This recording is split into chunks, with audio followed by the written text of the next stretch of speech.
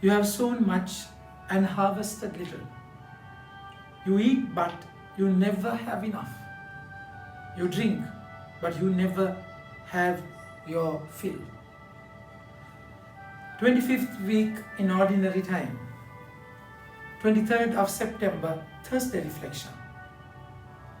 We had been reflecting about the exile in Babylon and how Persians invaded Babylons, and King Cyrus gave freedom, religious freedom, for them to build the temple. But then, my dear friends, since Zerubbabel was not the leader, he's a leader who was a pagan, so he never loved the temple to be built there. So they were waiting. People never wanted the temple.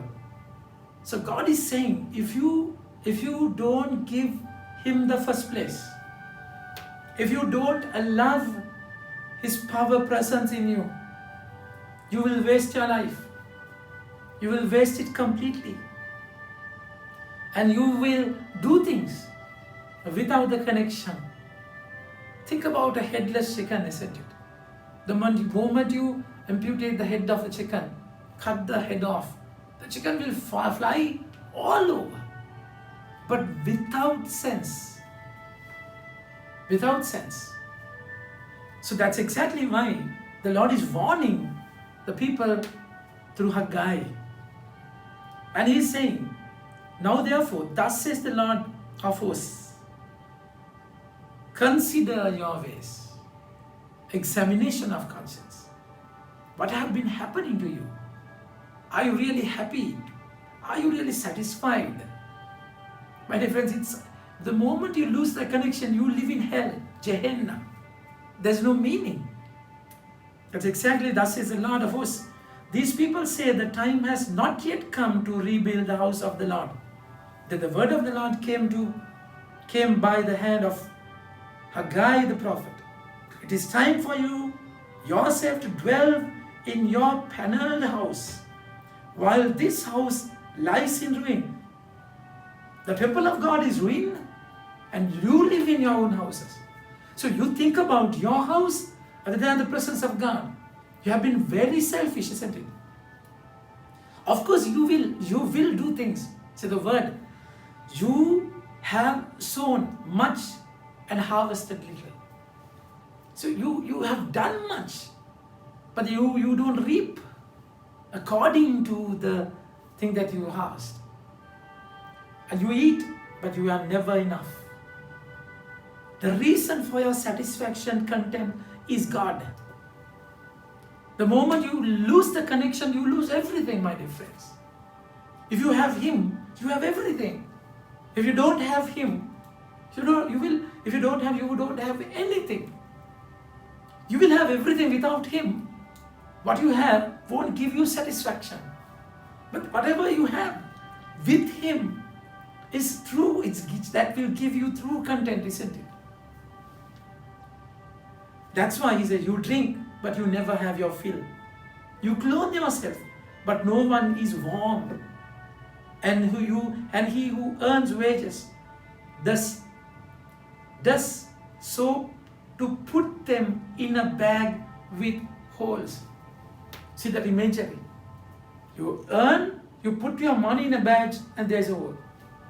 You don't save anything. Think about your life, my dear friends. If you are so engaged in the world without giving the priority to the Lord, do you really save? Are you really happy? Are you really satisfied?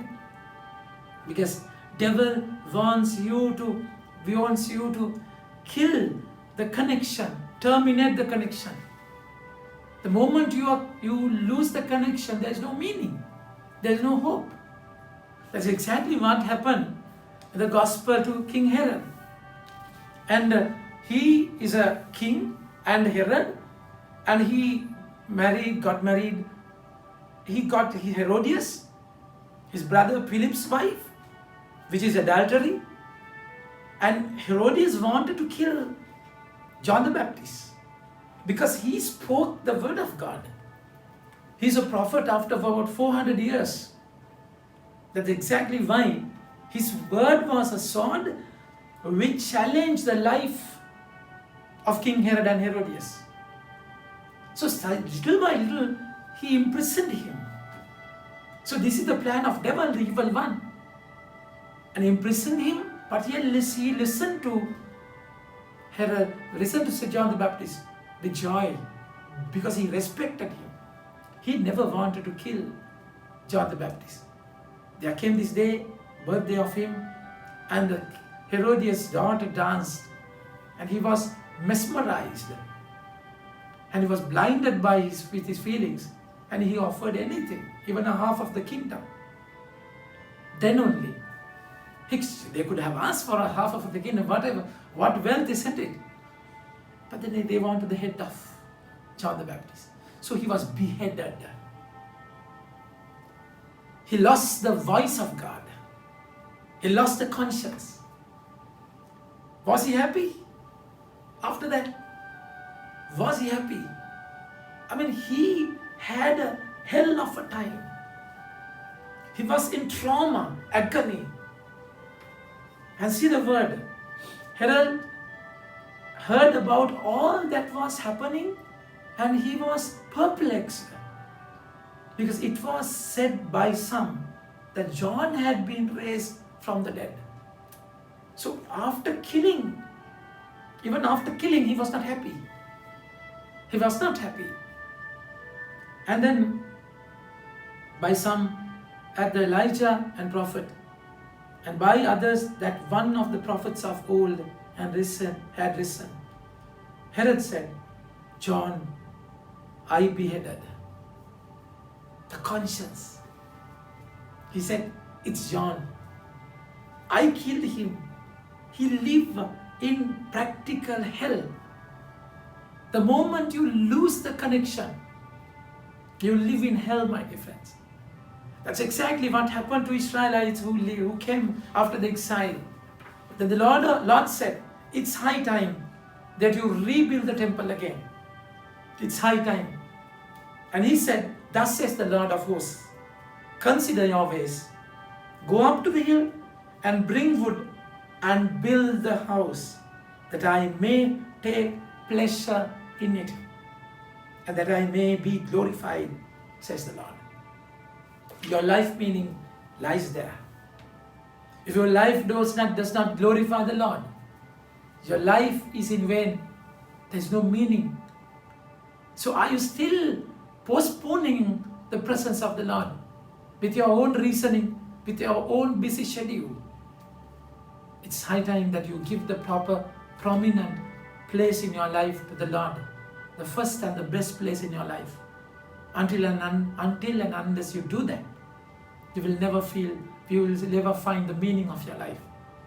The Lord is inviting you to build the temple, because your body is a temple of God. It is a presence. You should have a place for Him, the first and the best place in your heart for this temple. Rebuild it again, because you are distracted with many things. You have filled that temple with many other distractions.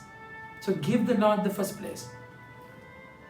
Please Him, please the Lord, so that I may find pleasure in that build. The Lord is saying. So we are here not to please ourselves, not to please people, to please the Lord. So think about your unsatisfaction. Why you are not happy? You do many things. You are not satisfied. You achieve many things, but then your life, there's something missing. A thing cannot give, food cannot give, money cannot give, pleasure cannot give. The place of God, that inner presence of God. Think about it and work on it. Deal with that. Amen. May God bless you.